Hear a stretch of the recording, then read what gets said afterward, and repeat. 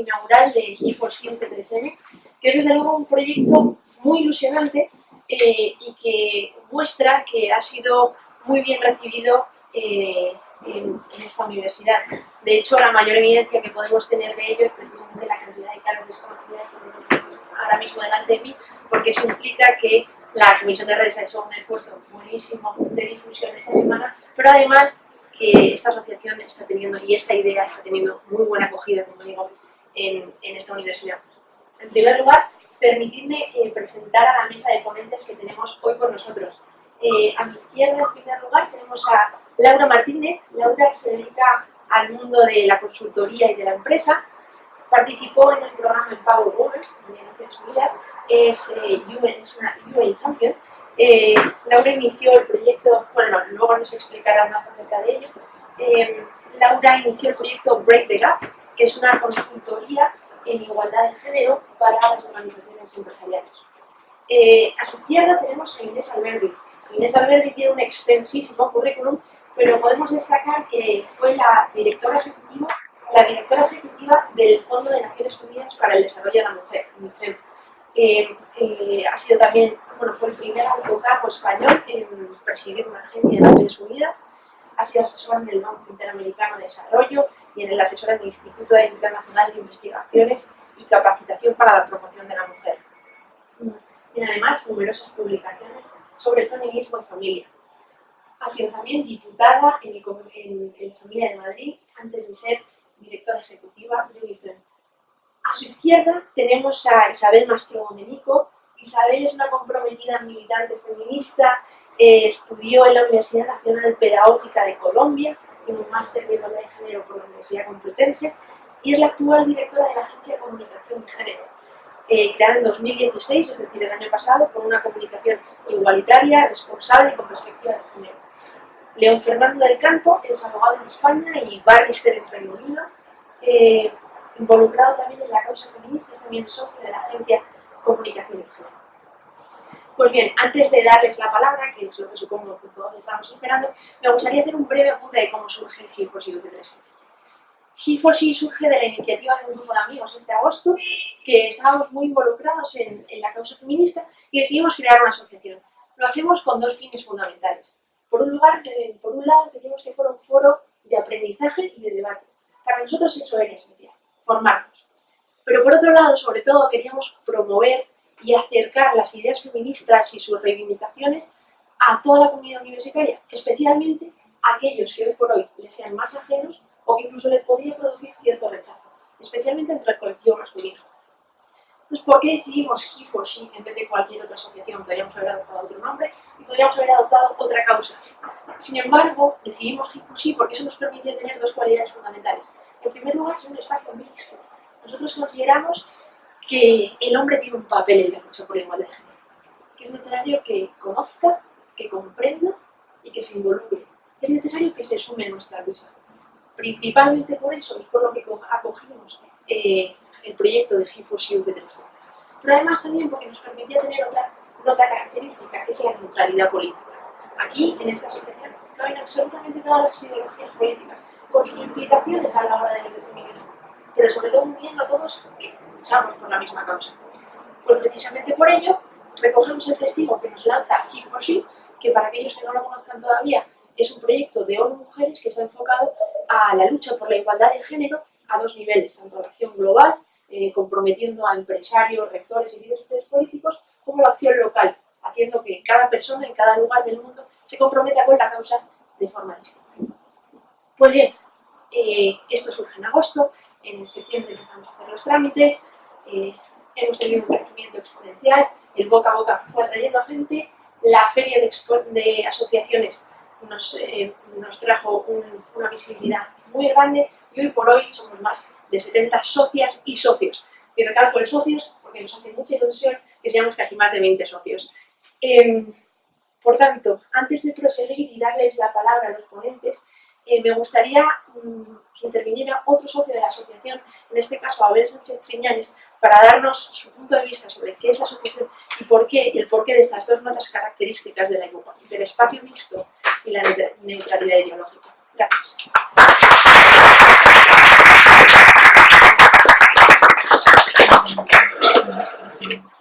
Gracias. Buenos días. Es un honor poder hablar hoy aquí, también rodeado de tan buena compañía. Agradecer una vez más a las ponentes y el ponente su presencia hoy con nosotros. Hoy presentamos una asociación feminista que tiene dos características que complementan a este poderoso sustantivo. En primer lugar, nuestra asociación busca ser neutral ideológicamente. Es obvio afirmar que el feminismo es una forma de ideología. Diría incluso que de ver el mundo, pero también debemos reconocer que existen diferentes corrientes y visiones dentro del feminismo. Ser feminista implica apoyar todas aquellas medidas que lleven a la consecución de la igualdad de género, pero en los medios para lograr este fin, no en todos los casos hay consenso sobre ellos. Por eso, el denominador común de todas y todos los que formamos parte de esta asociación es que reconocemos una realidad que discrimina a las mujeres y queremos luchar para transformarla. Somos neutrales ideológicamente porque no somos ni de izquierdas, ni de centro, ni de derechas. Somos feministas. Y lo otro es una cuestión que corresponde responder a nuestros socios y socios. En segundo lugar, esta es una asociación mixta. Supongo que ya se habrían dado cuenta. Es fácil advertir que los hombres no hemos sido especialmente entusiastas a la hora de sumarnos al movimiento feminista. Ponerse las llamadas gafas violetas del feminismo y ver la sociedad desde una óptica crítica a veces resulta desolador, porque personas a las que uno quiere, o incluso uno mismo, muchas veces sin ser consciente, ayudamos con nuestros actos a perpetuar esa desigualdad. Pero debemos ser valientes y aceptar que el mundo puede ser de una manera distinta, porque uno no necesita ser víctima de una injusticia para reconocerla y luchar por cambiarla. Y para ilustrar esto, usaré la frase de uno de los editores del blog Politicón, Luis Abenza, que decía: el feminismo es también cosa de hombres, pues todas las personas tienen el derecho, y diría que la obligación, de aspirar a vivir en una sociedad decente. Permítanme que les ponga un ejemplo, conocido por todos, pero desde la perspectiva de los hombres. A todos nos ha pasado que a la hora de volver de fiesta, una noche nos hemos cruzado con alguna chica y hemos visto como su gesto se volvía incómodo, igual hacía que buscaba algo en el bolso, o fingía llamar por teléfono. Es decir, sentía miedo, y probablemente era un miedo fundado. Una sociedad que hace que las mujeres vivan con miedo no es una sociedad decente. Y por eso, a todos aquellos a los que nos avergüenza este tipo de situaciones, tenemos el deber de luchar para transformarlo. Por último, déjenme que les traslade en nombre de los hombres que formamos parte de esta asociación el profundo honor y responsabilidad que nos produce que nuestras compañeras nos consideren dignos de luchar a su lado. Habremos triunfado cuando mujeres y hombres se definan a sí mismos como feministas. Y es que si ganáis vosotras, ganamos todos. Muchas gracias.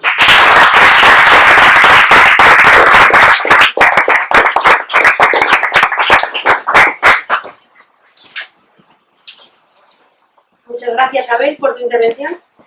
Ahora cedo la palabra a Inés Alberdi para que contextualice un poco He4She dentro de la institución que son mujeres y sobre todo sus antecedentes, de la que, como hemos dicho, ya fue directora ejecutiva. Muchas gracias. Muchas gracias por la invitación. Estoy encantada de estar aquí en la Universidad Carlos III, hablando para todos vosotros, y os felicito por la iniciativa en la que estáis formando parte. Yo voy a hablar un poco de Naciones Unidas. ¿Qué tiene que ver las Naciones Unidas con los derechos de las mujeres? Pues las Naciones Unidas fueron, como organización, la primera organización que se comprometió con los derechos de las mujeres.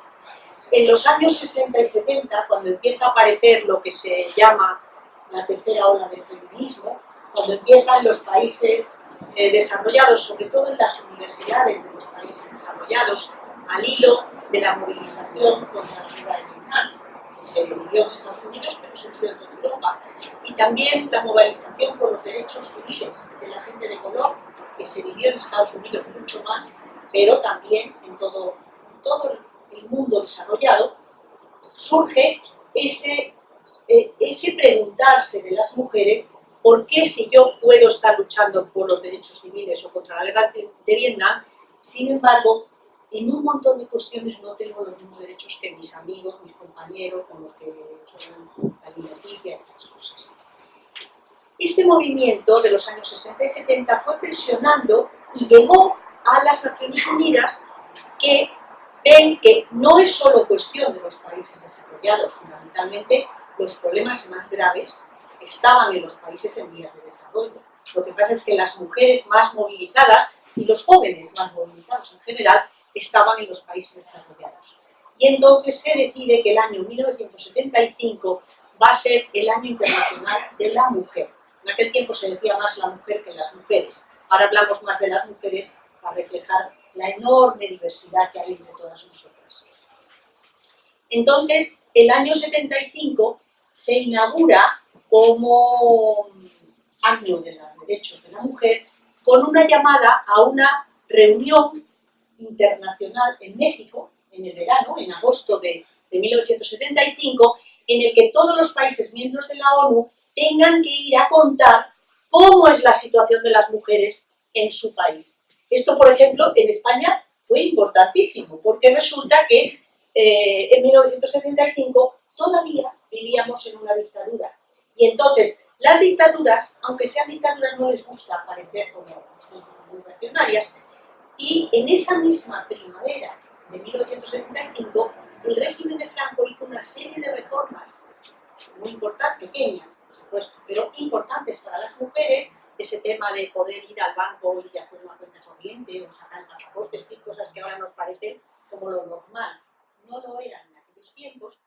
Hace una serie de reformas porque era muy importante desde el punto de vista de poner la cuestión feminista en la agenda internacional, y se hace esa reunión, y a raíz de esa reunión se ve la necesidad de que haya una cierta continuidad dentro de Naciones Unidas para ocuparse del tema de las mujeres. Y con los fondos económicos que sobran de esa reunión, empieza a aparecer lo que se llama UNIFEM, que era el Fondo de Desarrollo para las Mujeres, el Fondo de Desarrollo de las Naciones Unidas para las Mujeres. En principio surge con la idea de trabajar fundamentalmente en los países en vías de desarrollo, que es donde más fuertemente se siente y se ve la necesidad de ayudar a las mujeres, en temas de participación política, en temas de trabajo, en temas de empleo, en temas de educación, por supuesto en temas de familia, de derechos básicos, con respecto a los hijos, con respecto al matrimonio, etc.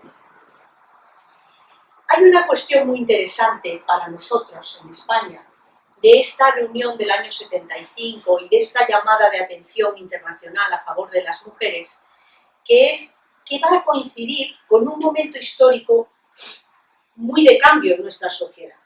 En noviembre de 1975 se muere Franco, se muere el dictador, y empieza lo que se llamó la transición política a la democracia. España ya en los años 60, finales de los 60, primeros 70, la mayoría de la gente quería que fuera una democracia. No por nada, hay mucha gente poco politizada, pero la gente quería ser como Europa. Los países europeos eran democráticos. Había libertad de movimiento, había vacaciones pagadas para los trabajadores, había sindicatos libres que representaban a los trabajadores. Si había un problema, la huelga estaba permitida. Aquí todo eso estaba prohibido. Pero cuando muere Franco, pues como sacamos como una botella de champán, aquello se desata y empieza a trabajarse por el cambio político.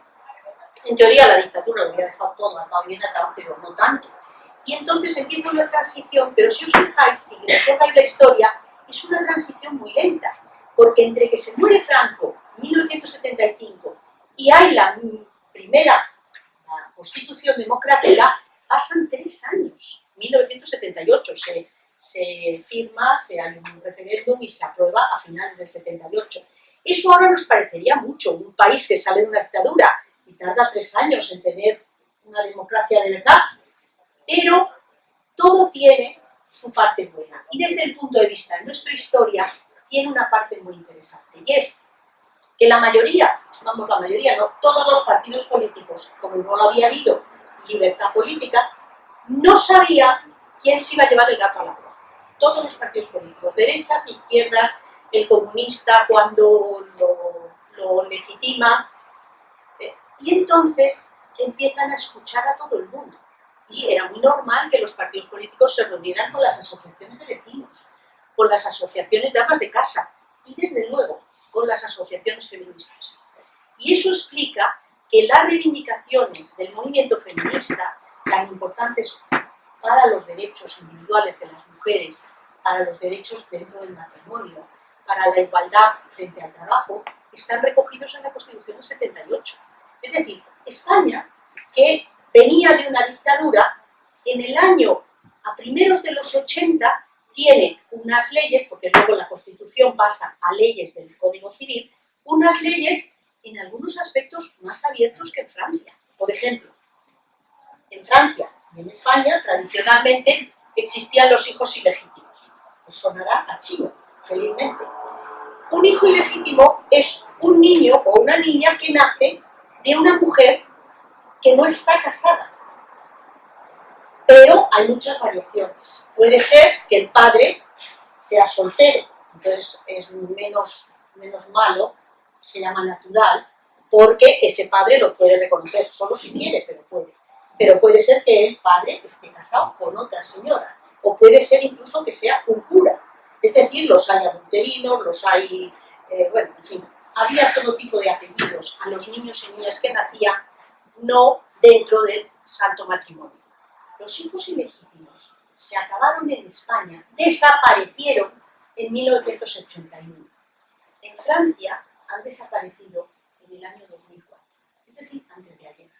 Porque hay montones de tradiciones de subjugar a las mujeres, de inferioridad de las mujeres, de dependencia de las mujeres con respecto a los hombres, que no solo son propias de nuestra sociedad, sino que vienen de toda una tradición muy potente, no solo en España, sino en todo el mundo. Pensar en aspectos que nos parecen secundarios, pero que es importante señalar y quizás tener a gala dentro de la sociedad española. España es de los pocos países dentro de Europa en que las mujeres nacen y mueren teniendo el mismo nombre. Y que cuando tienen un hijo, el hijo comparte los nombres del padre y de la madre. Eso en Europa no existe. Las mujeres, cuando se casan, pierden su nombre de familia y pasan a tener el nombre del marido. Ahora, desde los movimientos estos feministas, ha habido muchas protestas y en la mayoría de los países europeos o norteamericanos puedes pedir mantener tu apellido de soltera o vincularlo con el de tu marido. Pero la norma es la pérdida de la identidad personal para pasar a la identidad del cónyuge. Y los hijos no tienen en ningún momento el nombre de la mujer.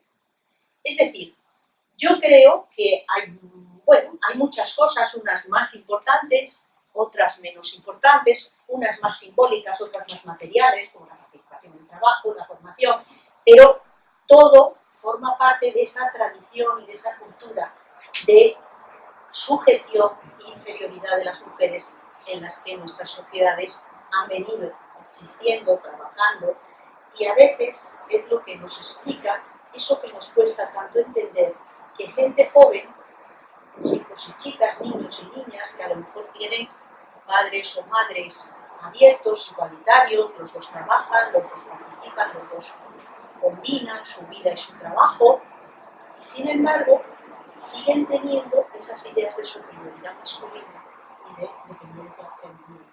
Porque es muy difícil desarraigar ideas y creencias de cientos de años. Y muchas veces una se sorprende pues, en una idea de fulanito debe ser nombrado para no sé qué, porque es un tío, se le ve tan serio. Bueno, en fin, todas estas cosas seguramente sabéis más que yo de ello. El caso es que a mí me gustaría un poco recordar aquí mi experiencia con UNICEF, cómo llegué yo a dirigir como directora ejecutiva la Agencia de las Naciones Unidas para el Desarrollo de las Mujeres.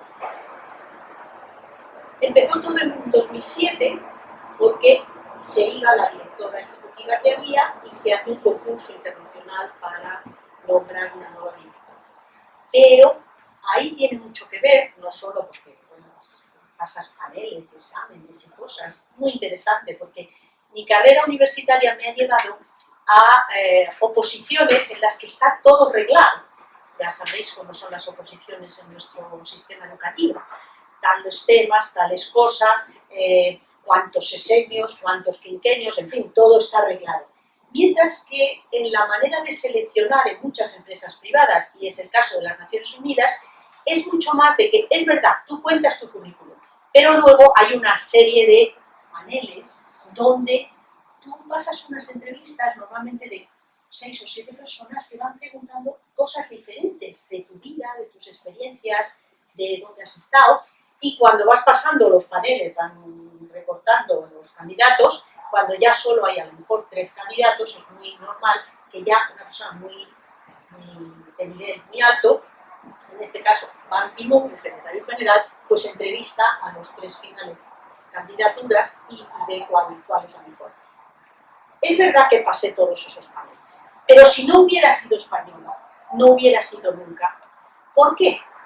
Porque España, fijaros que en la transición empieza en el 75, es verdad, las mujeres españolas empiezan a moverse en los 60, en los 70, pero verdaderamente a cambiar las cosas, crear el Instituto de la Mujer, empezar a tener editoriales feministas, empezar a discutir para que haya asignaturas de igualdad de género en las universidades, que empiezan siendo pequeños seminarios, luego pequeños grupos de discusión, y actualmente hay muchas carreras universitarias que en su currículum tienen igualdad de género como uno, o perspectiva de género, o relaciones de género, en fin, o derecho, en fin, historia del derecho, en fin, cualquier perspectiva de género en sus estudios.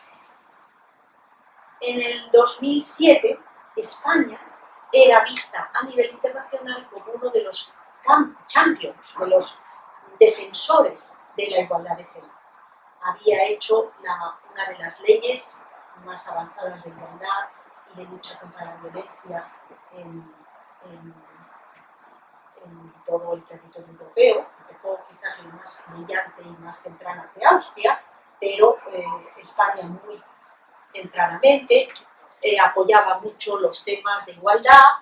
Vosotros recordaréis, a lo mejor no, el primer gobierno socialista del 2004, después de la temporada que gobernó el PP, que ya el PP, porque en nuestro país el feminismo ha sido inicialmente de izquierdas, pero la derecha, los partidos políticos conservadores y de derecha se han sumado a él claramente, y en los gobiernos del señor Aznar el tema de las mujeres se va tomando en serio y se nombra la primera presidenta del Senado, se nombra la primera presidenta en las Cortes, es decir, se va incorporando la necesidad de participar, la necesidad de contar con las mujeres y de que se vea que contamos con las mujeres, porque el electorado es un tema que tiene en cuenta.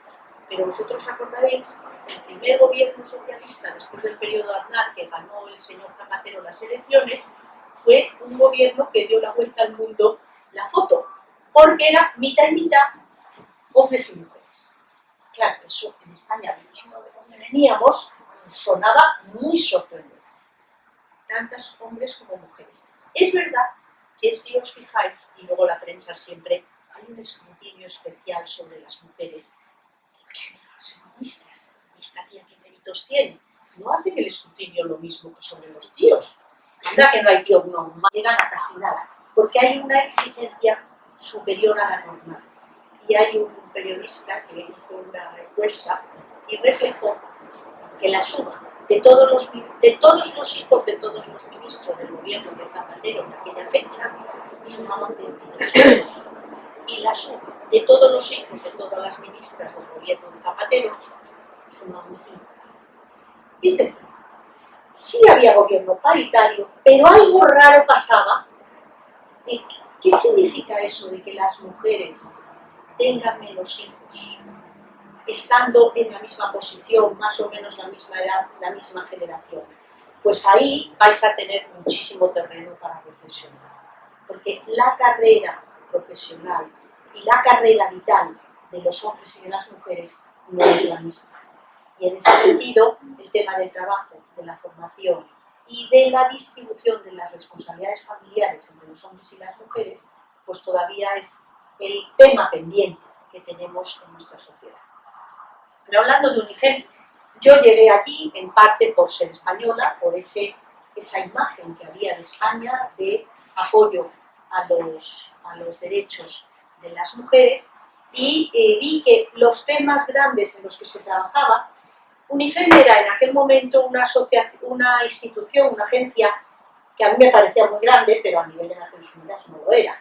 Pues era como 1000 personas trabajando, unas 200, 250 en Nueva York, que es la sede, y el resto, 800 personas o así, pues por el resto del mundo, en países en vías de desarrollo.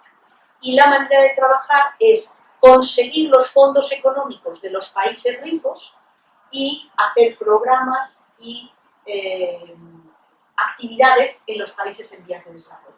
Fundamentalmente, actividades de formación, capacitación, temas económicos y también temas políticos. Formación, capacitación para que las mujeres se presenten en público, se puedan presentar para liderar las asambleas de su comunidad o de su país, o entren en el Parlamento, capacitación para preparar una moción, para preparar una reforma de ley, ese tipo de trabajo. También trabajábamos con la gente, con las mujeres que estaban víctimas o que tenían o contaminadas por el SIDA y el HIV, que es una cuestión muy importante también para las mujeres, porque desde que aparece este tema, ahora está ya más mixto, pero desde que aparece se considera que es una enfermedad de los hombres, y entonces los retrovirales, las ayudas, los grupos, las promociones se hacían para los hombres,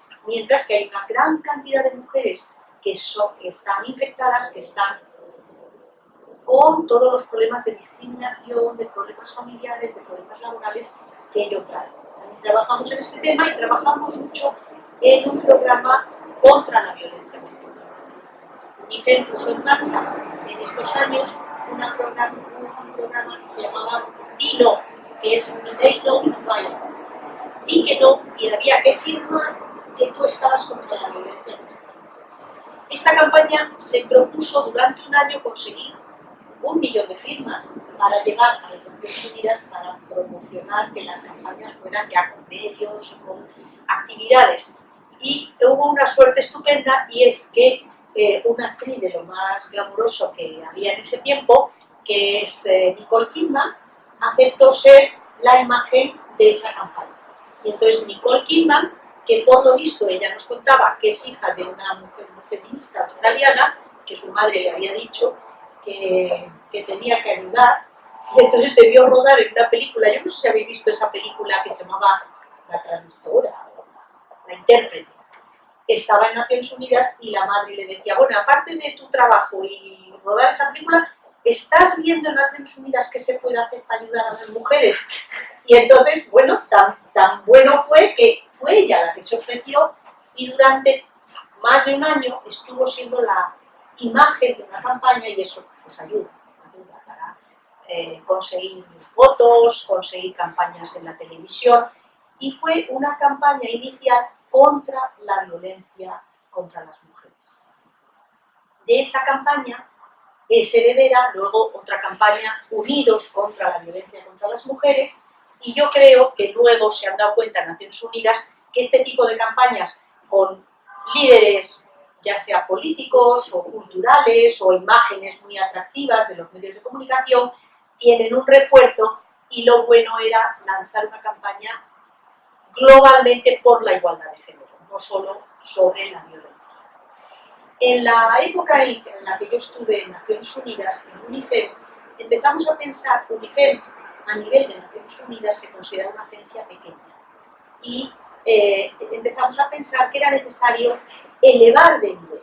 Por ejemplo, la Agencia para la Defensa de los Niños, UNICEF, que la conoceréis todos, tenía un nivel más alto y la persona que dirige el UNICEF tiene nivel altísimo dentro de Naciones Unidas. Y eso, en esa organización de Naciones Unidas, que es bastante jerárquica, tiene importancia porque asiste a las reuniones, forma parte de las decisiones y tiene más capacidad para recoger fondos. Entonces, durante los años que yo estuve en UNICEF, trabajamos por conseguir elevar el nivel de la Agencia para las Mujeres de Naciones Unidas. Y lo conseguimos. Y a finales del año 2010 se crea ONU Mujeres, que engloba lo que es UNICEF y algunas oficinas pequeñas de otras cuestiones que tenía Naciones Unidas también referidos a la igualdad de género.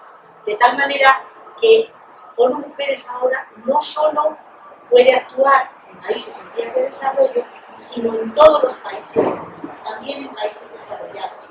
Porque hay temas como la igualdad en el trabajo, la paga igual entre hombres y mujeres, o el tema de la violencia, que hay distintos niveles, pero es un tema de todos los países, no solo de países en vías de desarrollo.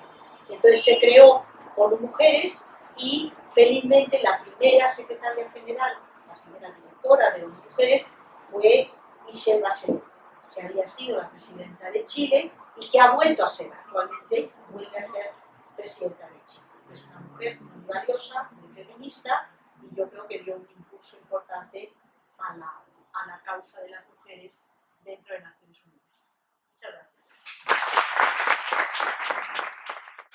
Pues muchas gracias, Inés, por tu intervención. Desde luego ha sido muy ilustrativa para todos y nos ha servido para ayudar a poner en contexto lo que es nuestra asociación. Ahora, si os parece bien, pasamos con el resto de ponentes para que nos cuenten su vinculación con el movimiento He4She y sobre todo cuál es el estado de He4She en España. Si queréis empezamos con Isabel y luego seguimos con Laura y con Fernando, si os parece bien ese orden. A ver, bueno, nosotras, como contaba la compañera cuando comenzamos, nosotras somos una agencia, es la Agencia de Comunicación y Género, somos un grupo de agentes de igualdad, que de hecho acabamos de encontrarnos que hemos coincidido con profesoras de formación, es un máster que imparte la competencia. Y venimos todas de diferentes áreas de formación. Yo personalmente soy la directora actualmente de la agencia, soy pedagoga. Tenemos otra compañera que es socióloga, también de políticas de la Complutense. Y así tenemos compañeras que son periodistas, que son abogadas, que vienen de todas las áreas de formación y que particularmente nos dimos cuenta teníamos que trabajar el área de la comunicación porque al final somos lo que comunicamos. La comunicación nos construye, el lenguaje nos visibiliza. Y vimos en la campaña de He4She un espacio muy interesante para trabajar porque entendemos que este es un trabajo, o sea, las mujeres llevamos mucho tiempo, ya bueno, acaban de hacernos una exposición brillante del trabajo que se ha hecho en España en materia de igualdad y como al final un organismo como las Naciones Unidas a través del IFEMI y a día de hoy con ONU Mujeres recoge esas acciones que se han llevado a cabo aquí, pero había un vacío dentro de todo este proceso y es que al final la igualdad no solamente aboga por nosotras, el feminismo no solamente aboga por nosotras, al final lo que estamos buscando es tener una sociedad que sea más justa, que sea decente y necesitamos la implicación de los hombres dentro de este trabajo.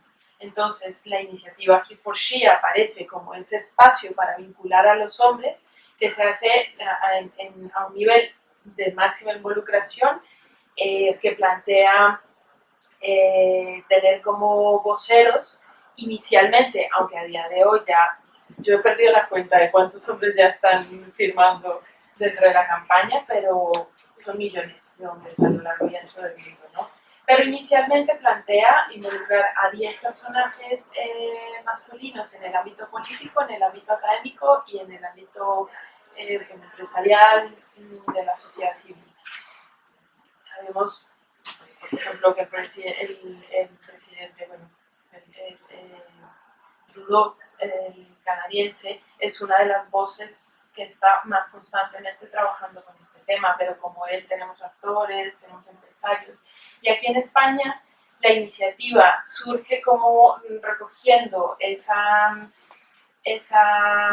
iniciativa con el hándicap de que España actualmente no tiene oficina de mujeres in situ, ¿no? Con lo cual trabajamos muy de la mano con América Latina y el Caribe, trabajamos también con las compañeras de Turquía, bueno, hay una relación muy fluida, pero al final nosotras somos un grupo de voluntarias, que bueno, está Laura, está Marta Lamas, que también quería acompañarnos hoy, pero pues, por motivos laborales no ha podido, y somos un grupo de compañeras, de voluntarias que estamos trabajando en esto y que estamos involucrando a hombres a nivel empresarial, a nivel académico, en muchos espacios, para que se sumen a esta iniciativa, ¿no? Para que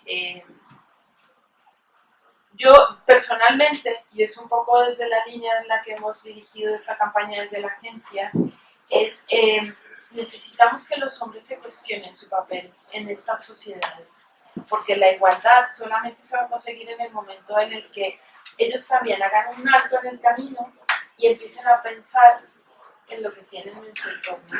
Empiecen a plantearse preguntas como la que vuestro compañero, ¿por qué una junta de dirección de una empresa sigue siendo particularmente masculina? Cuando al final la empresa vende servicios o presta servicios a una sociedad que es mixta. Entonces, es necesario que se planteen desde sus posiciones en todos los ámbitos cómo pueden involucrarse y sobre todo en qué medida pueden llegar a generar esas transformaciones que nosotras estamos reivindicando desde nuestro papel, que nos necesariamente tenemos que empujar, pero que ellos también muevan ese paso, o sea, muevan ese clic que les lleve a replantear una situación en todos los entornos de la sociedad y se impliquen en este proceso, ¿no? Él por ella, ellos por ellas. A mí me gusta traducirlo, ellos también trabajando por toda la sociedad. Al final esto nos beneficia en conjunto, ¿no? Sí, bueno,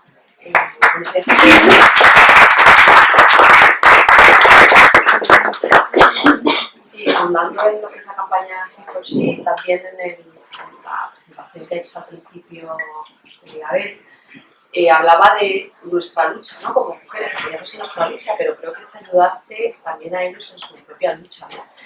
Porque otra tuerca que tiene también esta campaña, que en principio es de sensibilización, pero que luego ves lo realmente necesaria que es, que no solo sea de sensibilización, ¿no? Como champion de ONU Mujeres, la iniciativa que lideré yo ha sido en centros escolares, en primaria, hacer talleres de igualdad, ¿no? Entonces mi sorpresa ha sido que cuando estás hablando de estereotipos de género, en la educación, bueno, en un lenguaje adaptado por supuesto a los niños y a las niñas, luego cuando les preguntas, bueno, vosotros en casa, tal, que tenéis hermanos, las que tenéis hermanas, tal, ¿notáis alguna diferencia vosotros, tal?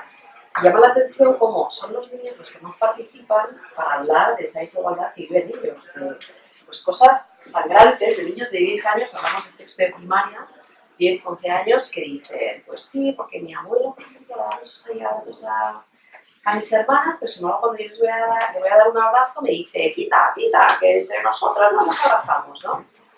O niños que dicen, bueno, pues es que yo estoy en casa jugando con mis peluches, que es lo que más me gusta, y viene mi padre a casa y si me ve ya no me dirige la palabra, ya se enfada conmigo porque estoy jugando con peluches, ¿no? Entonces, te llama mucho la atención porque dices, esto lo dice este niño con 10 años y con 11 años, pero ya en primero de la ESO este discurso desaparece para siempre de su vida y ya, no sé si habéis visto toda la película del Padrino, ¿no? Cuando Vito Corleone le dice a un mafioso de la familia, dices, que no sé qué hacer en este caso. ¿Cómo que no sabes qué hacer? Actúa como un hombre, ¿sabes? No te pongas a llorar como una mujer, tú eres un hombre, tal, que se hubiera proyectado la imagen, ¿no? Que es así muy fuerte de la bronca que le echa porque tiene que actuar como un hombre y él es un hombre, pero dice que se supone que es eso de ser un hombre, ¿no? Entonces, digamos que las campañas que se han estado haciendo se hace mucho hincapié en el tema de las niñas, de las mujeres, ahora llega Halloween, se habla mucho de que las niñas se disfrazan de bomberos, de policías, de que las niñas quieren ser arquitectas, que quieren ser ingenieras, y luego hay otra parte de la realidad que son los hombres que quieren disfrazarse de enfermeros o de lo que les dé la gana y no tienen, digamos, no hay ese discurso políticamente correcto de que los hombres tengan o los niños tengan que ser así, ¿no? ¿Cuántos padres regalan a sus hijos muñecas cuando se las piden?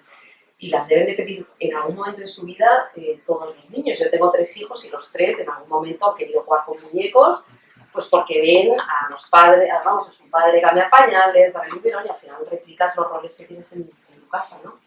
Entonces esta campaña viene muy bien, veo que sois 10 chicos, la verdad es que eso está muy bien.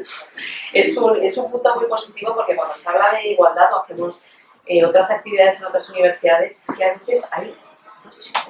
Entonces, ¿cómo es posible que la igualdad se entienda como que esto es una cosa de mujeres? Y entonces, muy positivo aquí en la Carlos III que seáis 10, que sois muchos, y sobre todo que entendáis que vosotros perdéis también mucho el camino, ¿no? Con estas etiquetas de qué es lo que se supone que tiene que hacer un hombre, ¿no? Entonces la igualdad está en que todos los que estamos aquí somos personas, todos somos diferentes por fuera, pero también por dentro, ¿no? Entonces que se respete esa individualidad que tenemos cada uno y cada uno.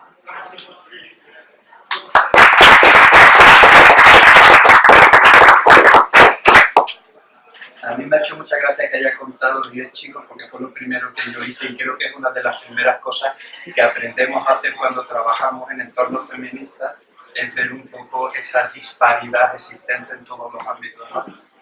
Entonces, a mí, en primer lugar, es un honor, como dijo Óscar, ¿es tu nombre? No, Abel. Como dijo Abel, es un honor estar aquí, pero sobre todo es emocionante estar aquí porque la universidad es el sitio donde realmente estas cosas tienen que ocurrir. Entonces, se trata de una iniciativa voluntaria. La mayoría de vosotras que estáis aquí, y digo vosotras, incluyendo a los chicos porque somos minoría, estamos aquí porque creemos que la igualdad es una necesidad. La mayoría de nosotras, de nuevo, empezamos a estudiar, venimos a la universidad queriendo conocer el mundo, pero nos enseñan el mundo desde una perspectiva eminentemente masculina. En las carreras de filosofía, sociología, literatura, te metas donde te metas, no existe perspectiva de género. He4She es una iniciativa en la que los chicos, los hombres, tenemos la oportunidad de traer esa perspectiva de género en los ámbitos donde realmente somos mayoría. Es decir, no estamos aquí para acompañar a las mujeres en ámbitos feministas, o sí, y si venimos en un segundo plano, sino que estamos para reivindicar la igualdad de la mujer en los ámbitos donde tenemos algo que decir. Entonces es emocionante ver que hay 10 hombres que están dispuestos a llevar esta tarea adelante y en los campos en los que os corresponda o que nos corresponda jugar. He4She es una iniciativa muy importante, tiene muchísimo recorrido, desde que empezó hace unos años hemos visto aumentar los nombres de gente que ha firmado el manifiesto. Yo os invito a que firméis el manifiesto, os invito a que le habléis a otras personas para que firmen el manifiesto y que esta iniciativa coja fuerza, una iniciativa con muy poco presupuesto, especialmente en España, pero con muchísima fuerza. Entonces, bueno, yo más contento no puedo estar de ver tantas caras y tanta gente dispuesta a trabajar por esto.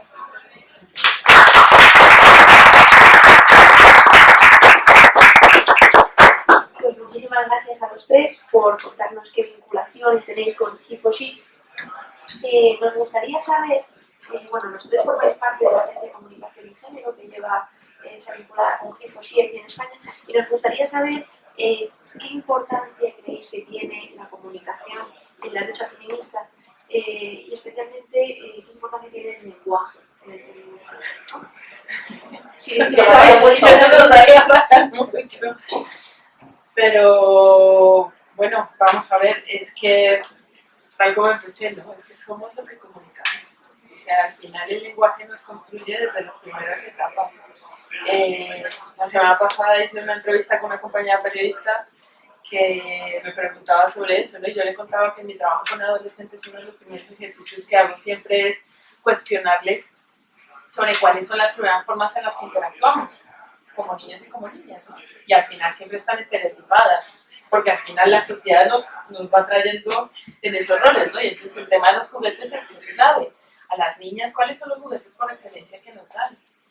El dibujo, la muñeca, las cositas, la cocinita, la casita, y todos son juguetes de quietud. Porque yo no voy a ir con la casita de muñecas corriendo por toda la casa. No hago nada, ¿no? Estoy sentada con las muñequitas tomando el té y estoy hablando todo el tiempo. ¿Cuál es el juguete por excelencia que os dan a los chicos? Un balón. El coche y la pelota. Y ninguno de los dos juguetes necesita estar quietos. ¿Qué hace un niño con una pelota debajo del brazo? Se aburre. Tiene que patearla, lanzarla, correrla. El cochecito es lo mismo. Entonces, si os fijáis, a partir de ese momento ya empezamos a crear un estereotipo que es clave. Los hombres son competitivos, son ágiles, son de movimiento y nosotras estamos quietas, estamos hablando todo el tiempo. Hoy solo es un estereotipo que habéis utilizado en algún momento en la vida. Entonces, ¿cuál es el tema? Yo no estoy diciendo que le quitemos a las niñas las muñecas y se las pongamos a los niños y a los niños. No, es que cada uno juegue con lo que quiera. En ese momento empezaremos a modificar el panorama, porque estaremos dando libertad, estaremos valorando la diversidad y estaremos realmente empezando a trastocar las bases del sistema. A mí me encanta citar una frase de Nuria Varela en la que ella dice que en temas de igualdad hemos pintado las paredes, pero se nos olvidó de construir las bases. Tenemos que tumbar esas bases para poder construir, porque claro, el espejismo que tienen muchos de esos adolescentes con los que nos encontramos y en las universidades es que la universidad, es que la sociedad ya es igualitaria, pero ¿para qué necesitamos esto del feminismo? Pero si ya estáis trabajando, si ya tenéis un montón de cosas conseguidas, pero seguimos teniendo un altísimo número de mujeres asesinadas, seguimos teniendo un altísimo número de mujeres que son violentadas a diario, mujeres y niñas. Seguimos teniendo una brecha salarial enorme, y seguimos siendo nosotras las que compatibilizamos nuestra vida profesional con nuestra vida laboral y con un 80% de los contratos a tiempo parcial. Entonces, que la comunicación tiene un papel fundamental aquí es clave, porque sin eso no podríamos contar todas estas cosas. No podemos construir un discurso que ponga en realidad sobre la mesa de debate estas situaciones que nos tienen funcionando como una sociedad desigual, ¿no? Y esto, viéndolo desde una perspectiva europea, del norte, pero cuando nos asomamos, y esto seguramente que tú nos puedes contar un montón, cuando nos asomamos a los países que están en vías de desarrollo, yo soy latinoamericana, tengo una visión distinta y mi trabajo me está permitiendo ahora mismo moverme por todo el mundo. La semana pasada veníamos de India, de encontrarnos con unas realidades que son muy diversas y que necesitan respuesta, y la comunicación es una herramienta fundamental para poder empezar a responder a esas necesidades y esas realidades que tenemos tan diversas, pero que abogan por un concepto clave. Si hay algo verdaderamente global en este mundo, ahora mismo es el machismo, con diferentes respuestas, pero es global. No, hay una frase que a mí, esa frase dice, lo que dice Pedro de Juan, y dice más de Pedro que de Juan. Entonces, si cogéis cualquier medio, veis las noticias y las leéis, es que, como decíamos antes, ¿no? Con las gafas violetas, ya directamente te das cuenta de los adjetivos que se utilizan, por ejemplo, para calificar a las mujeres políticas, no tiene nada que ver con los adjetivos, incluso los temas que se sacan de conversación. No sé si visteis el experimento que hizo un ministro, me parece que canadiense, de llevar el mismo traje durante un año a todos los eventos. Entonces dijo, oye, no ha tenido ningún tipo de repercusión mediática, sin embargo mi compañera repite traje en 2 ocasiones, oye, y es el tema, vamos a ver los noticieros o las noticias con esto, ¿no? Entonces es fundamental que a nivel de medios de comunicación, pues porque muchas veces es la información que tenemos de lo que está pasando en el mundo, ¿no? Tengan esa conciencia y utilizar un lenguaje apropiado, porque es eso, porque es la representación de lo que estamos pensando, ¿no? El lenguaje. Entonces ya te muestra una información de la realidad totalmente sesgada con estos estereotipos que hablaba Isabel, ¿no? Acordaros cuando en España que seríais pequeñitos, pero se hablaba, las noticias de asesinatos, o sea, lo que llamamos ahora violencia de género o violencia machista, estaban sucesos y aquello era asesinato pasional, ¿no? Yo acabo de venir ahora de República Dominicana, un proyecto allí, y bueno, ahora hablan de feminicidios y ha cambiado mucho la perspectiva de su feminicidio y una conciencia a nivel de la sociedad de la importancia que tiene un asesinato de ese tipo y que no tiene nada que ver con un asesinato pasional como se ha visto incluso en nuestra propia, nuestros propios jueces, ¿no? Que hasta hace no tanto, bueno, pues un crimen pasional que habéis perdido un momento la voluntad de tus actos no tenía la misma importancia, ¿no? Ahora ya no se habla nunca de ese tipo de asesinatos, ¿no? Entonces es esa forma de ir entendiendo los conceptos y transmitirlos desde los medios a la sociedad. Por eso es tan importante agencias de comunicación como la que dirigéis a ver, que están realmente ayudando, están incluso haciendo formación a periodistas, ¿no? Me comentabas de enseñar a los periodistas y a las periodistas a ver estos, a ver la importancia que tienen los ojos con los que ellos están viendo esa realidad. Yo otro tema que quería sacar es el tema de la comunicación, no solo a nivel de lenguaje, sino de estadística y visibilizar la desigualdad. Es decir, tan importante como hablar y abogar por la igualdad, o incluso más importante, es poner de manifiesto la desigualdad. Y digo esto a raíz de un estudio que ha hecho Hayes recientemente, en el que aparece que un 77% de los hombres creen que hay igualdad real en España. Un 77% de los hombres hoy creen que hay igualdad real en España. Eso quiere decir que vivimos en un estado de ignorancia absoluta y que las estadísticas de desigualdad, que son súper evidentes y que están saliendo cada día en todos los sectores, no se están difundiendo de una forma adecuada. Entonces también eso es parte del trabajo. 51%. Con lo cual la ignorancia es compartida. O sea, es imposible que una mujer pueda ver que hay igualdad real. No es un espejismo, ¿no? Ese es un estudio de Hayes, que se ha publicado hace un par de meses. Muchísimas gracias a los tres. Ahora me gustaría también tratar un punto que no hemos, bueno, creo que lo habéis tocado todas en vuestras intervenciones, pero bueno, va sobre la necesidad de romper ese techo de cristal del que hablábamos, de estar en los consejos de administración, en altos cargos en las administraciones públicas. Entonces, me gustaría ver en concreto, Laura, cuál es la perspectiva, cuál es la labor de Break the Gap en toda esta pues, asesoría en igualdad de género en materia de organizaciones empresariales. Sí. Muchas veces las actuaciones, digamos, que se centran, o lo que es más visible es que no hay mujeres en los consejos de dirección, ¿no? Pero lo cierto es que la igualdad realmente aplica a todas las personas de la organización, ¿no? Hay veces que te sientas con una organización que te dice no, claro, ¿qué podemos hacer? Las mujeres, según van escalando por la escalera corporativa, se diría, ¿no? O según van asumiendo responsabilidades, desaparecen, no conseguimos, o sea, incluso cuando la propia persona de la organización te está diciendo que quieren tener personas, mujeres, preparadas en los consejos y no lo consiguen, ¿no?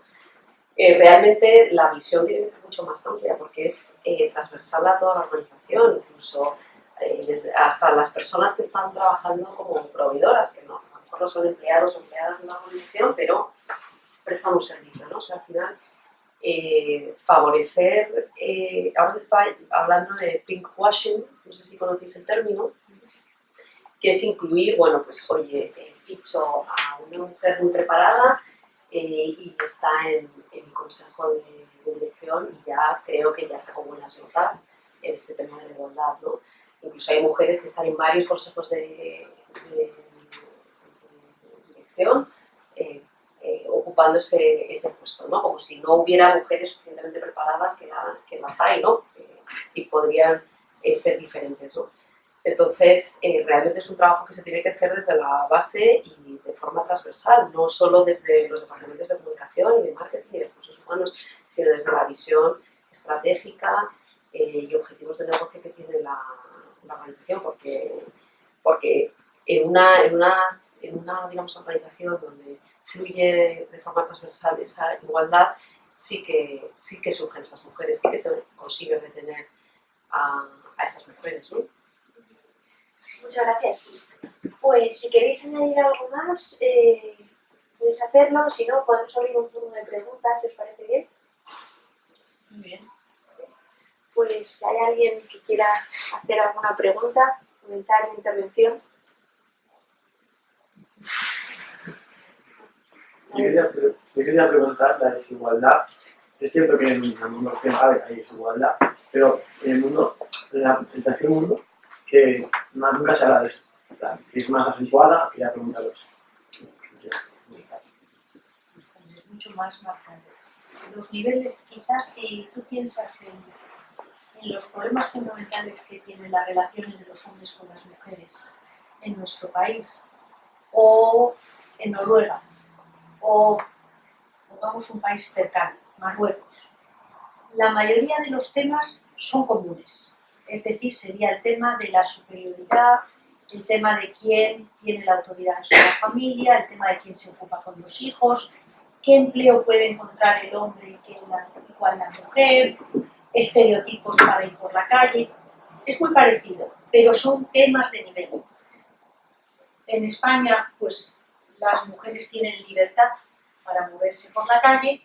En los países en vías de desarrollo, en buena medida, no en todos, porque hay mucha variación, pero por ejemplo en los países de cultura musulmana, pues ya empiezan las restricciones a la libertad del movimiento, a tenerse que tapar, el control de los maridos sobre las mujeres, pero por ley. Por ejemplo, en Marruecos se han hecho unas reformas legales que han dado mucho más derechos a las mujeres con respecto al matrimonio. Se ha elevado la edad en la que pueden contraer matrimonio las mujeres. Por ejemplo, el matrimonio de las niñas es uno de los dramas que existen todavía en buena parte del mundo. Es una horripilancia pensar que a una niña de 12 o 13 años pues se le corta, como si dijéramos, su vida juvenil y se la entrega en manos de una persona de la que depende absolutamente de mucha más edad. Es decir, los temas son comunes, pero la diferencia es el grado. Entonces, te puedes encontrar problemas muy grandes, por ejemplo, de violencia, en un país que en términos de trabajo y de situación de las mujeres y de derechos y de participación política están muy avanzados. Noruega, Suecia serían ejemplos de países donde desde los años 70 están llevando a cabo en el presupuesto nacional un montón de iniciativas para promover el trabajo de las mujeres, para promover el trabajo de las mujeres casadas, para promover el trabajo de las mujeres casadas con niños. Aquí hemos empezado antes de ayer.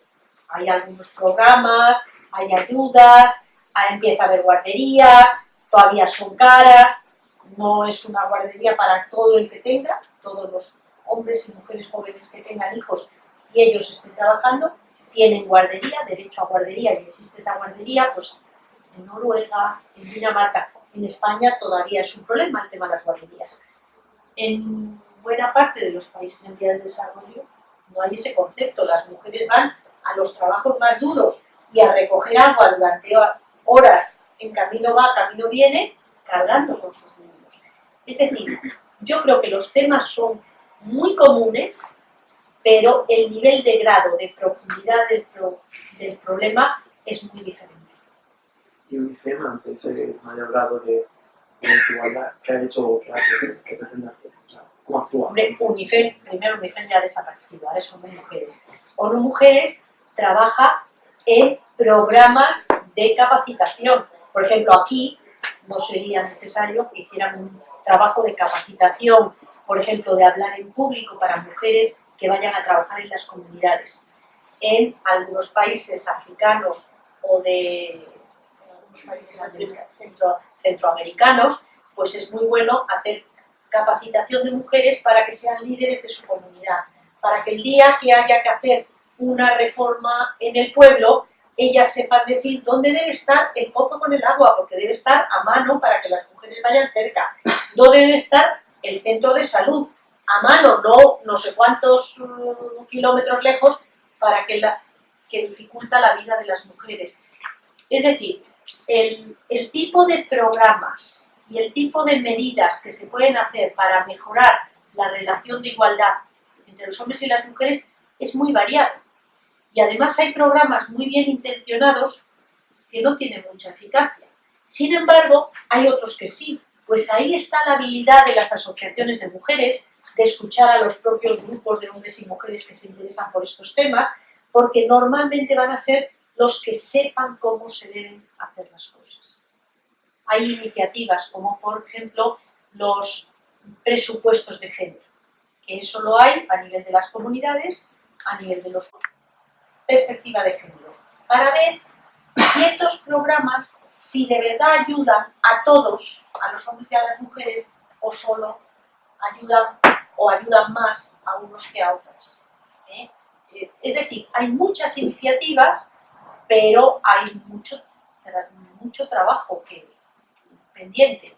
Pensar que el tema este de discutir sobre la igualdad, pues se empezó a hablar en la Revolución Francesa, se empezó a repetir otra vez a mediados del siglo XIX y de verdad como un tema en la agenda política de los países desarrollados no aparece hasta bien avanzado el siglo XX.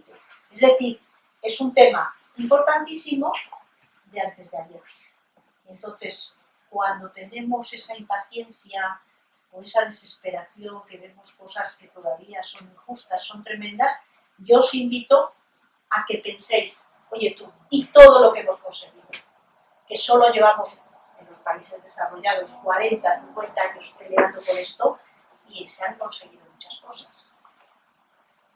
Muchísimas gracias, Nieves. Bueno, yo sí quería preguntar cuál era vuestra opinión, ¿no?, como expertos en comunicación respecto a comunicación en el sentido de género y todo eso. ¿Cuál era vuestra opinión sobre lo que muchas corrientes feministas han llamado pseudofeminismo? Es decir, las camisetas con yo soy feminista, o incluso ha habido muchas críticas a Emma Watson, que es la embajadora de Net24C, por supuestamente venderse. ¿Vosotros creéis que hay realmente una consecuencia buena por vender el feminismo?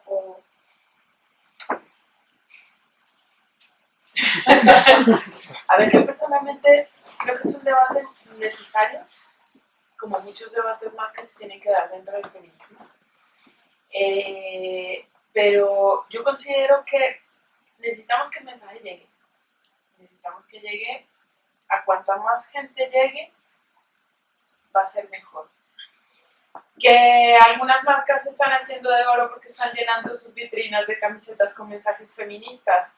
Está pasando, es que no nos tiene que extrañar, ¿no? Y medio empresas que publicitan sus productos con mensajes feministas y que cuando revisas un poquito su campaña te encuentras un sexismo y una misoginia increíble, eso también está pasando. A ver, a mí el papel de Emma Watson me ha parecido interesantísimo y me parece que, yo no sé, yo me atrevería a decir que de toda esta nueva generación ella destapó como cuando destapas la olla esta de vapor, a toda una generación de jóvenes artistas, actrices, cantantes, a posicionarse y a decir, no, vamos a ver, que nos sigamos con este rollo de que es que también es lo contrario del machismo, es que sois unas feministas, es que... Porque esto es tan sencillo como ir y definir los conceptos. ¿Qué es el feminismo? ¿Qué defiende el feminismo? Y eso llevó a que muchas otras se posicionaran, a que salieran a decir que estaban cansadas de cobrar menos que su colega masculino en la misma película, haciendo los mismos saltos y con los mismos diálogos, pero ella cobraba mucho menos. Entonces, yo creo que son herramientas que nos ayudan a que el mensaje llegue, porque al final el mensaje construye, pero también genera conciencia. Y sobre todo, para mí, yo creo que como educadora lo principal cuando salgo de un aula es que la gente con la que he hablado salga con más interrogantes que con respuestas. Eso me parece que es fundamental, porque yo nada saco venir y deciros, sí, bueno, es que tanto, es que esto y esto sucede así, sino que salgáis y empecéis a ver con esos lentes violetas esa realidad que está allá afuera, que es evidente. Es que no nos estamos inventando cosas, es que son cosas que están sucediendo allá afuera. Entonces, estas chicas, porque seguramente a Emma Watson la van a escuchar muchos más adolescentes, chicos y chicas, de lo que me pueden escuchar a mí, que estoy acá con toda mi buena voluntad y con todo el tiempo de recorrido que tenga, o al ver una camiseta en la calle. A ver, yo personalmente prefiero irme a la tienda del colega que pinta las camisetas, le doy mi mensaje y él me las pinta. Pero no tiene nada que de malo, creo yo, que otra compañera salga con la camiseta que pone pues, la frase de Chimamanda y que la vendía, creo que el señor Sara, ¿no? O sea, entonces, ¿que es un debate que está sobre la mesa? Sí. Que todo este tema del femvertising, que es el marketing con el mensaje feminista, está ayudando a las empresas. Si es que las empresas también se han dado cuenta que si no incluyen ese mensaje, no venden. Es así, porque las mujeres tomamos el 84% de las decisiones finales de compra, pero es que, según un estudio que sacaron hace año y medio, una organización en Estados Unidos, luego si queréis os paso los datos porque entre tanto nombre ya los tengo liados. De hecho, hay un artículo muy interesante que está en la página de la agencia. El 94% de las mujeres penalizamos las marcas que nos denigran en las campañas publicitarias. No sé si habéis visto la campaña del detergente Sterland. Yo, de verdad, cuando me llegan esto, porque a nosotros en la agencia nos están llegando continuamente, ¿no? Campañas sexistas, y yo me pregunto, ¿de qué facultades salen los publicistas que tienen estas campañas? O sea, se creerán además súper listos. Lo que estás consiguiendo es que yo no te compre. Entonces tú, publicista, le vendes a la marca esa campaña diciéndole esto va a ser la panacea, y la marca lo que se va a encontrar es que va a tener un bajón en las ventas brutal. Y esos datos, por suerte, ya los tenemos. ¿Cuánto le ha costado, por ejemplo, a Desigual la campaña aquella famosa de la chica que pinchaba un preservativo porque quería quedarse embarazada y era justo para abrir la madre? Perdón, señor Desigual, ¿me está promoviendo usted la imagen de que las mujeres engañamos a nuestra pareja para quedarnos embarazadas porque necesitamos pinchar el preservativo? Además de todas las consecuencias que tiene el usar un preservativo que no va a servir para nada, ¿no? En las infecciones de transmisión sexual. O sea, todo esto al final la gente ya no se lo traga. Entonces, claro, el solo hecho de que nos estemos planteando, pero la marca con qué objetivo lo está haciendo, también significa que no nos pagamos entero el mensaje. Entonces, si yo quiero comprar la camiseta en la tienda de mi amiga que tiene unas camisetas chulísimas, pues la compro allí. Si la quiero comprar allí. Pero lo importante sobre todo es que el mensaje está llegando, que está ahí y que ya no pagamos entero. Eso yo creo que sería una de las cosas que más rescato de todo esto, que el debate esté sobre la mesa. Hay una cosa que yo quería añadir a esto, y es que así como el que vende camisetas, el feminismo o de lo que sea, es un business, es decir, intuye que hay un mercado, intuye que hay una moda y gana dinero con ello. El decir que Emma Watson se vende es inexacto, porque lo que hace Emma Watson es gratuitamente ofrecer su imagen. Ella podría analizar, pues no sé, como ella es muy famosa, podría anunciar las chaquetas no sé qué o las compras en Zara y ganar un montón de dinero por ello. Y lo que hace es ofrecer su imagen gratuitamente. Entonces, puede decir, ofrece su imagen a una idea que me parece o no adecuada, pero venderse no es la palabra adecuada. Ahora es verdad que el merchandising de cosas, por otro lado, refleja que está empezando a estar de moda. Ya muchos años en que la palabra feminismo ha estado muy negativa, muy condicionada, muy criticada. Yo quería añadir ya brevemente, Marcela Lagarde nos decía hace un par de años que es una teórica feminista muy interesante, si no la conocéis, si no buscad y leerla, porque es muy explicable. Pero decía que el feminismo está de moda, es evidente, y que hay que aprovecharlo. O sea, y somos los y las feministas quienes tenemos que seguir manteniendo eso y comunicándolo, ¿no? Es comunicación al final de cuentas. ¿Había otra pregunta por aquí? En primer lugar, muchísimas gracias por las intervenciones y luego quería, a raíz de, bueno, que sois expertas y expertos en comunicación, querría saber la opinión que os merece el lenguaje inclusivo, porque Fernando antes dijo, bueno, son 10 chicos, antes voy a hablar en femenino, que me parece un detalle, y aparte, a mí personalmente siempre me ha sorprendido que el orden lógico, que me parece el alfabético, si la A delante de la O, porque tenemos que poner siempre la O primero, y también está el debate de que esto lo he hablado con bastantes, bueno, pues con amigas y con amigos, y muchos me decían que sí que es verdad que el castellano no tiene el género neutro, como puede tener el inglés o el alemán. Entonces, que los escritos, cuando ponemos la X ahora a veces, claro, a la hora de leerlo, todo queda rarísimo y no se puede leer, y luego la E, que todes, es una forma de inventiva, entonces si esto se va a poder cambiar en un futuro o nos tenemos que seguir adecuando a las normas léxicas y gramaticales que ya existen, hay que cambiarlo o no, es una tontería entre comillas, o realmente tiene su impacto y su efecto, como a mí personalmente me parece. La Real Academia de la Lengua lleva muchos años diciendo que esto es una tontería. Yo creo que la tontería es decir eso. Ahora, es verdad que es muy difícil la alternativa desde el castellano. Es más fácil desde el inglés, desde el francés es casi igualmente difícil que nosotros, un poco menos. Por ejemplo, en francés, si tú quieres decir mis hijos, tú dices una cosa mixta, pero si tú dices mi hijo y mi hija, son palabras distintas.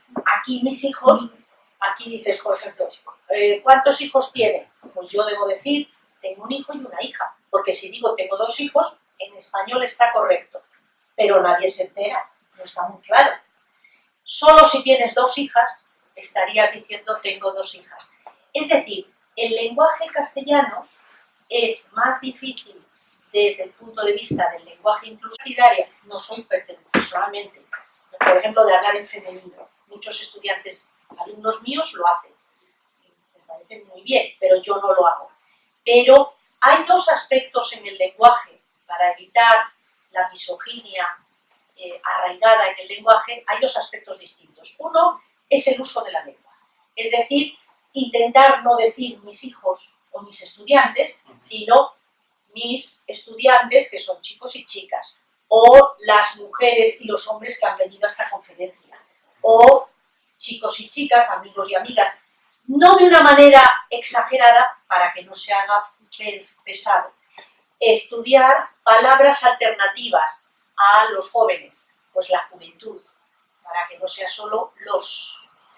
Es decir, y luego hay otra alternativa, que es no a la cosa gramatical, que es más difícil de cambiar, más difícil para hablar correctamente, de una manera que a la gente resulte agradable, no muy reiterativo, pero que es el usar frases, palabras con connotaciones misóginas. Y ahí sí que podemos hacer un esfuerzo enorme, porque el lenguaje castellano tiene muchísimas significaciones peyorativas. No es lo mismo fulanito es un zorro, que dice es que va ganando dinero, sabe cómo encontrar los trucos para que fulanita es una zorra. Entonces, en montones de casos, este es el más significativo, el más conocido, pero en montones de casos hay maneras de hacer bromas, chistes de uso del lenguaje que son misóginas. Y ahí sí que podemos trabajar muchísimo, sin problemas lingüísticos. Sin embargo, cuando chocamos con el tema de la gramática, pues hay que pensar más cómo nos dirigimos a un auditorio, cómo hablamos, cómo usamos las palabras que suman, pero que no identifican todo como masculino, porque es verdad que si no, en muchos casos, la parte femenina de un grupo, de un pensamiento, de un trabajo, pues queda oculta. Sí, bueno, yo quería añadir que realmente los lenguajes, castellano incluido, están vivos. Entonces, al final muchas veces son las instituciones las que van por detrás del lenguaje que empleamos, ¿no? Entonces ha pasado, me parece que fue en Suecia, ¿no? Que se ha incluido ese plural, inclusivo y no seguir con esas diferencias, ¿no? Entonces al final cuando, bueno, se reconoció Iros, para espanto de mucha gente, el tema de que, entonces yo creo que es cuestión de ir incorporándolo y también que cuando realmente llevas las gafas famosas puestas, te cuesta mucho ya decir, sí, los niños, las niñas, o sea que es algo que hemos aprendido desde pequeñitos, que niños no incluía a niñas, pero que ha habido un proceso de aprendizaje. Estar de pequeña y que dijeran, a ver, que los niños se apunten, no sé si conocéis el caso del colegio, a ver, los niños que van a ir a comedor, que se apunten en la lista. Entonces, se levantan pues todos los niños y hay una niña que se queda sentada. Entonces le dicen, oye, pero bueno, Pilar, tú no te quedas a comedor, que me han dicho tus padres. No, es que como ha dicho niños, Pilar, levántate y apúntate en la lista, ¿no? Bueno, después del parte, tal, no sé qué, a ver, los niños que se apuntan a fútbol. Pilar, emocionada, se levanta a apuntar. Pilar, que he dicho niños. Entonces esto, que todos lo tenemos, pero vamos, conocemos perfectamente cuando niños llevan niñas, cuando no, o sea, lo hemos aprendido, pero desde los 2 años, pues nos parece muy natural, pero realmente no lo es. Entonces al final, lo que decía también Inés, que el lenguaje nos condiciona, es un lenguaje misógino, de años, por supuesto, de siglos, entonces bueno, es nuestra labor también ir incorporando cambios para que al final a nivel institucional también se hagan, ¿no? Mira, con ese ejemplo a mí me pasaba una cosa divertidísima en los talleres de comunicación política porque trabajábamos con cargos públicos, que, o sea, estas personas que están en el Parlamento legislando. Y entonces, cuando estábamos, y diputados, entonces cuando estábamos haciendo los ejercicios, cuando hablábamos de este tema, a mí me gustaba introducir con un ejercicio y era, bueno, como ya llevamos aquí 1 hora, pues vamos a hacer una cosa, a ver, todas, levantaros, estiraros, moverse un poquito de la silla, claro, se levantaban ellas. Y ellos se quedaban ahí como, también me quiero estirar. ¿Qué ha pasado? Porque os habéis quedado ahí. ¿Sabéis qué has dicho todas? ¿Os fijáis? ¿Cómo cuando utilizamos solo un género, el resto no se siente nombrado? Bueno, pero es que siempre ha sido... Bueno, el siempre, vamos a discutirlo, es que el siempre no siempre tiene que perpetuarse, ¿no? Y sobre todo en estas cosas que requieren transformación.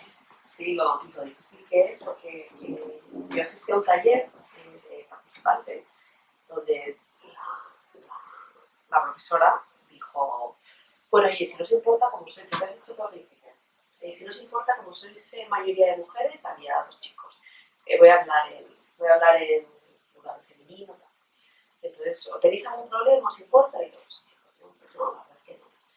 Bueno, pues yo no sé el resto de mis compañeras, pero yo lo pasé fatal, yo. O sea, me parecía una forma de invisibilizarles, de hacerles sentir incómodos. Yo, desde mi perspectiva total, pues de haber crecido en una sociedad machista, como todos, ¿no?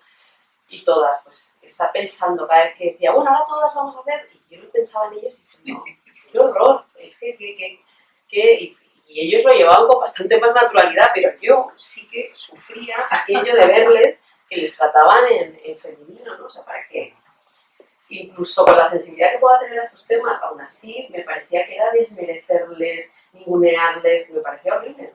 Entonces decía, y sin embargo es lo habitual, ¿no? Oye, no sé, habéis ido al parque y había muchos niños, pues no, solo había niños, sin embargo si había niños y niños, pues nunca vas a enterar, ¿no? Es invisibilizar permanentemente, pero verlo en el sexo contrario, opuesto, o en otro sexo, pues a mí me llamaba más la atención esa invisibilización. Yo diría una cosa en relación a este tema de la academia, y es que deberíamos de ser más activistas contra la Real Academia de la Lengua. Es decir, deberíamos de utilizar el lenguaje como arma de batalla. Ayer, por ejemplo, salió un artículo en El País, se llama El peligro mortal de la gramática feminista. Es sobre un comunicado de la Real Academia de la Lengua francesa. Tenéis que leerlo, no tiene desperdicio. Es decir, son instituciones hechas por hombres, para hombres, y en la que trabajan hombres y votan hombres. Entonces, no existe, o sea, no hablas peor porque luchas contra las reglas de la gramática. Las reglas de la gramática están para cambiarse y se deben de cambiar. Y hasta que no haya paridad en la academia, no estamos siendo igualitarios y por lo tanto no tenemos por qué tener respeto a esas reglas. Esa es mi posición personal. O sea, y creo que jurídicamente la puedo sustentar, ¿no? Y os invito a que hagáis eso y que a la RAE se le meta caña en Twitter, en todas partes, porque son unos machistas. Y conozco académicos, y me relaciono con académicos bastante. O sea, esta es una conversación que tengo. Hay una campaña interesantísima que si queréis echarle un vistazo, si andáis por Twitter o por Facebook, que es donde se mueve, es la de golondrinas a la RAE. Es una campaña que iniciaron las compañeras de Género en Acción, y entonces cada vez que salen estas cosas, se hace la campaña, ¿no? De venga, golondrinas a la RAE. Señores, por Dios, ¿de qué estáis hablando? ¿Para quién comunicáis, no? Y esto, o sea, si aceptamos determinadas excepciones, ¿por qué no podemos empezar de manera consciente a hablar de la necesidad o de crear un género mixto o de aceptar el femenino, ¿no? Pero ellos siguen ahí, no, masculino y punto. Pues yo hablaré como hablo. ¿Alguna pregunta más? Sí, por ahí. Sí. Bueno, en relación con la comunicación había un tema que quería también plantear, a ver vosotros qué opináis, porque al final la comunicación no es solo verbal, y a mí algo que siempre me ha dado mucho la atención son los iconos, los dibujos, todo eso que vemos, porque siempre el femenino es, pues eso, la versión del masculino, con falda, con lazo, con pestañas. ¿Y cómo podríamos atacar este aspecto? Pues al final yo veo un monigote y en sí, pues no sé si es simplemente pues una cabecita con dos brazos y dos piernas. Yo no sé si es masculino o es femenino, pero hemos interiorizado tanto que ese es el masculino. ¿Has visto el meme este? Es que a mí me encanta. Nosotras trabajamos mucho con redes sociales. Además tengo un hijo adolescente, con lo cual vivo metida en las redes sociales. ¿Has visto el meme este en el que sale la imagen de la señora con el vestidito típico y entonces sale en la contraparte que es una heroína y lo que tiene es capa y entonces debajo pone, anda, si lo que tenía era una capa, ¿no? Eso, o sea, hay tantas formas de romper con ese estereotipo visual. El tema de los diferenciadores de los baños. Hace 2 años unas compañeras crearon un grupo en Facebook en el que nos dedicamos a cuando vamos a restaurantes o bares y encontramos bien sea unos carteles que sean chulos, que vale la pena mostrar, o los más cutres, sexistas, los denunciamos, ¿no? De hecho, precisamente hace un año estábamos en Bilbao y un centro comercial que es bastante central, ahora mismo tenían los carteles, porque ya no es solamente el de hombres y mujeres, ¿no? Vamos a ver, señores, si mi hijo va con su padre y necesita que le cambien el pañal, tendrá que tener cambiadores en el baño de los hombres, pero los iconos siguen apareciendo que el cambiador está solamente en el baño de las mujeres. Les hicimos el comentario en Twitter, lo saqué yo desde mi cuenta personal, y nos respondieron al día siguiente, anda, pues mira, estamos en reformas en el centro comercial y no nos habíamos dado cuenta de ese detalle, vamos a cambiarlo o a tenerlo en cuenta, ¿no? Esto es eso, o sea, al final, para mí las redes sociales son una herramienta fundamental para comunicar todas estas cosas. Y los creativos tienen que empezar a comerse más la cabeza. Y sobre todo, a ver las cosas con perspectiva de género. O sea, la transversalidad del diseño gráfico como tal es clave. Entonces, estrategias hay representativas. Y por suerte cada vez tenemos más ilustradoras, más visibles, haciendo cosas maravillosas. Sí, es verdad que la unidad de medición, ¿no? Como el estándar es el hombre, ¿no? Y todo el resto hay que adaptarse. Yo creo que lo que decís, ¿sabes? Que las redes sociales realmente ayudan mucho porque son receptivas. Yo, por ejemplo, dentro de las cuentas que seguía estaba la de la Agenda Europea Digital. Que, bueno, temas varios, y siempre las fotografías que aparecían siempre eran hombres. Siempre que aparecía cualquier tema así, agenda digital, tecnología, tal, siempre aparecían señores. Y yo siempre, desde mi cuenta de Twitter, que no tengo miles de seguidores, ni mucho menos, pero siempre decía, oye, y no había ninguna mujer, o ni nota. Y, oye, pues lo tenemos en cuenta. A lo mejor al cabo de un año vuelven a... Pero no es que no puedan poner una imagen de un señor, ¿no? Sino que sea complementario, que cuando aparezca una señora, en fin, que no parezca que aquello, que el tema de agenda digital es exclusivo de hombres, ¿no? Entonces, es verdad que te diría que en los últimos 2 años todas las imágenes que pones son normales, no llaman la atención en este sentido, ¿no? O sea que yo creo que sí que se puede utilizar como herramienta de denuncia porque son bastante receptivos también con editoriales de libros. Los libros, por ejemplo, que se utilizan en los colegios, que son los mismos que se utilizaban hace 30 años, las imágenes, cómo aparecen las mujeres siempre en una situación de servir dentro de la casa, de servir la comida, hacer la comida, tender la ropa. Los hombres están un poco pues, a la hora de cenar o sentados en un sofá, o sea, todo muy... que ni siquiera representan la sociedad que tenemos hoy, ¿no? Esos no son los modelos que ahora son mayoría en las casas, ¿no? Ni las familias son las tradicionales, hay ahora muchos tipos de familias que existen, ¿no? Entonces, también las editoriales, cuando tuiteas y pones alguna imagen o haces algún comentario, realmente sí que parece que van reaccionando, pero claro, cuanto más personas lo van haciendo, más Pues muchísimas gracias. Creo que lo vamos a dejar aquí hoy, que no hay más preguntas. Muchísimas gracias a los 4 por hacer un hueco de nuestras agendas, de estar aquí con nosotras. Gracias Inés por esa maravillosa exposición de su trayectoria en UNIFEM, de cómo se integró las mujeres y de cómo incluso los roles de familias y sobre todo en las desigualdades sociales. Gracias a los 3 por tratar la importancia de la comunicación, del lenguaje, de la consultoría en temas de igualdad. Gracias también a todas las presentes y todos los presentes, en particular a los representantes de la unidad de igualdad, que sé que me consta que están aquí hoy con nosotros. Y bueno, creo que ha sido un acto perfecto para inaugurar la actividad pública de la asociación He4She UC3M. Esperemos que sea un año muy fructífero.